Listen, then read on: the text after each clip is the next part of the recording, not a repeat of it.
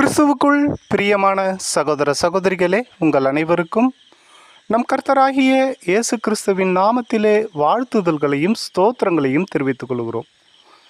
மத்தேயு சுவிசேஷம் 9வது அதிகாரம் 16வது வசனத்திலையும், மார்க்கு சுவிசேஷம் 2வது அதிகாரம் 21வது வசனத்திலையும் நம் கர்த்தராகிய இயேசு கிறிஸ்துவானவர் ஒரு உவமையை சொல்கிறார். அந்த உவமையில் கோடித்துண்டை பழைய வஸ்திரத்தோடு இணைக்க மாட்டார்கள், அதே மாதிரி பழைய திராட்சை ரசத்தை புதிய துருத்திகளிலே வார்த்து வைக்க மாட்டார்கள் அப்படின்னு சொல்லியிருக்காரு. சரி, இது என்ன கோடித்துண்டு? இது என்ன பழைய வஸ்திரம்? இது என்ன பழைய துருத்தி புது திராட்சை ரசம் அப்படிங்கிறத நாம் இந்த காணொளியில் தெளிவாக பார்க்கலாம்.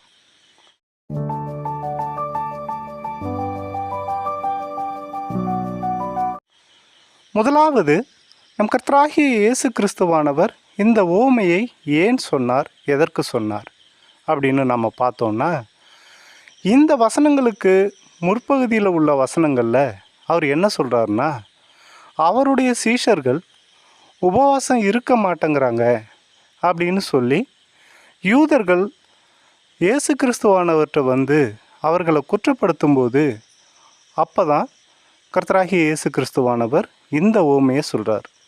அதாவது, நியாயப்பிரமாணத்தில் உபவாசம் இருக்குது, உங்கள் சீஷர்கள் ஏன் உபவாசத்தை கடைபிடிக்க மாட்டேங்கிறாங்க அப்படிங்கிற மாதிரி அந்த யூதர்கள் கேட்ட கேள்விக்கான பதிலை தான் நம் கர்த்தராகிய இயேசு கிறிஸ்துவானவர் இந்த உவமை மூலமாக சொல்கிறார். அதாவது, இந்த இடத்துல கோடித்துண்டு அப்படின்னு சொல்லப்படுறது என்ன, பழைய வஸ்திரம் அப்படின்னு சொல்லப்படுறது என்ன அப்படின்னு பார்த்தோம்னா, கோடித்துண்டுங்கிறது ஒரு புதிய துணி. இன்னும் தெளிவாக சொல்லப்போனால், யூதர்கள் அந்த காலத்தில் பயன்படுத்தின மிக விலை உயர்ந்த ஒரு வஸ்திரத்தை தான் கோடித்துண்டுன்னு சொல்லுவாங்க. அந்த கோடித்துண்டை யாருமே பழைய வஸ்திரத்தோடு சேர்க்க மாட்டாங்க. ஏன்னா பழைய வஸ்திரம் ஏற்கனவே நஞ்சு போய் வீணாக போய் இருக்கும்.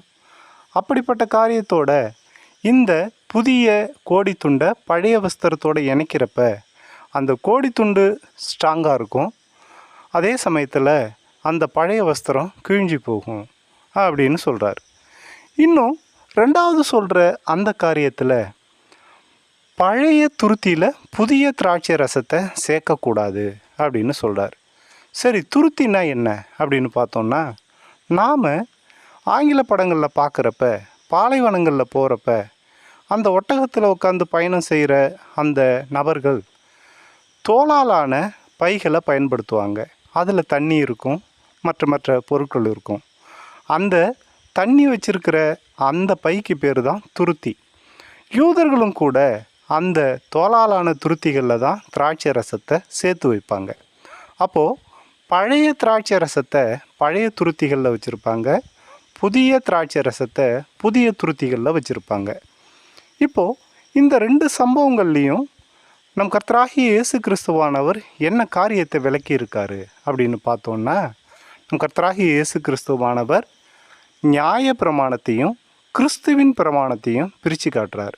நியாய பிரமாணம்னா என்ன அப்படின்னு பார்த்தோன்னா, மோசேக்கு பிதாவாகிய தேவன் அந்த சீனாய் மலையில் கொடுத்த அந்த கற்பனைகளுக்கு தான் நியாய பிரமாணம்னு பேர்.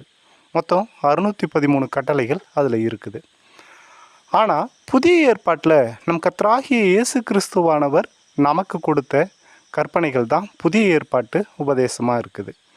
பழைய ஏற்பாட்டில் உள்ள அந்த நியாய பிரமாண கட்டளைகளையும் புதிய ஏற்பாட்டில் கர்த்தராகிய இயேசு கிறிஸ்துவானவர் மூலமாக கொடுக்கப்பட்ட உபதேசங்கள், பரிசுத்த ஆவியானவரால் அப்போஸ்தலர்கள் மூலமாக கொடுக்கப்பட்ட உபதேசங்கள், இந்த ரெண்டு உபதேசமும் கிறிஸ்துவின் பிரமாணமாக இருக்குது. இப்போது கிறிஸ்துவின் பிரமாணத்தையும் நியாய பிரமாணத்தையும் ஒரே மாதிரி கடைபிடிக்க முடியாது, ரெண்டையும் ஒன்றா கடைபிடிக்க முடியாது. ஒரு சின்ன உதாரணத்தை நம்ம பார்க்கலாம். எப்படின்னா, மோசே காலத்தில் கொடுக்கப்பட்ட அந்த நியாய பிரமாணத்தில் கண்ணுக்கு கண் பல்லுக்கு பல் அப்படின்னு ஒரு நியாய பிரமாண சட்டம் இருக்குது. ஒரு தப்பு ஒருத்தன் செஞ்சிட்டான்னா அதுக்கான தண்டனை அப்படியே கிடைக்கணும். ஒருத்தன் கையை வெட்டிட்டான்னா அவன் கையை மற்றவன் வெட்டிடுவான். ஒருத்தவன் கண்ணை எடுத்துட்டான்னா மற்றவன் அவன் கண்ணை எடுத்துருவான். இதுதான் பழைய ஏற்பாட்டு சட்டமாக இருக்குது. ஆனால் புதிய ஏற்பாட்டில் கர்த்தராகிய இயேசு கிறிஸ்துவானவர் நமக்கு கொடுத்துருக்கிற கட்டளை என்ன? பிரதானமான கட்டளையாக இருக்கிற நீ உன்னிடத்தில் அன்பு கூறுவதைப் போல பிறனிடத்திலும் அன்பு கூறுவாயாக அப்படின்னு சொல்லியிருக்காரு. இது இல்லாமல் பகைவர்களை நேசிக்க சொல்லியிருக்காரு. எதிரிக்காக ஜெபம் பண்ண சொல்லியிருக்கிறாரு. நம்ம வஞ்சிக்கிறவங்களுக்காக நாம் அவங்கள சபிக்காமல் ஆசீர்வதிக்க சொல்லியிருக்கிறாரு. இப்படிப்பட்ட காரியங்களை நாம் பார்க்கும்போது பழைய ஏற்பாட்டில் சொல்லப்பட்ட நியாயப்பிரமாணத்தையும் புதிய ஏற்பாட்டில் கர்த்தராகிய இயேசு கிறிஸ்துவின் மூலம் கொடுக்கப்பட்ட கிறிஸ்துவின் பிரமாணத்தையும் ஒன்றா கடைபிடிக்க முடியாது. ஏன்னா அது வேற, இது வேற. அதனால் இந்த பழைய வஸ்திரமாக இருக்கிற நியாயப்பிரமாணத்தை கோடித்துண்டோட சேர்க்க முடியாது. அதே மாதிரி பழைய துருத்தியாக இருக்கிற அந்த நியாயப்பிரமாணத்தில் புதிய ரசமாக இருக்கிற கிறிஸ்துவின் உபதேசங்களை சேர்க்க முடியாது அப்படிங்கிறத சொல்கிறது தான் இந்த காரியமாக இருக்குது. அதனால் பழைய திராட்சை துருத்தி, அந்த பழைய திராட்சை துருத்தியில் புதிய திராட்சை ரசத்தை ஊற்ற முடியாது. கோடித்துண்டை பழைய வஸ்திரத்தோடு இணைக்க முடியாதுங்கிறதுக்கான விளக்கம் உங்களுக்கு தெளிவாக தெரிஞ்சிருக்குன்னு நம்புகிறோம். இந்த காணொளி உங்களுக்கு பிடித்திருந்தால் லைக் பண்ணுங்கள், ஷேர் பண்ணுங்கள். எங்களுடைய உபதேசங்கள் உங்களுக்கு பிடித்திருந்தால் எங்கள் சேனலை சப்ஸ்கிரைப் பண்ணுங்கள். எங்களிடத்தில் ஏதாவது மாற்று கருத்துக்கள் இருந்தால் கமெண்ட் பகுதியில் வந்து சொல்லுங்கள். இதை இதுவரை காதுள்ளவர்களாய் கேட்டதற்கு நன்றியுடன் கூடிய சோதரங்கள்.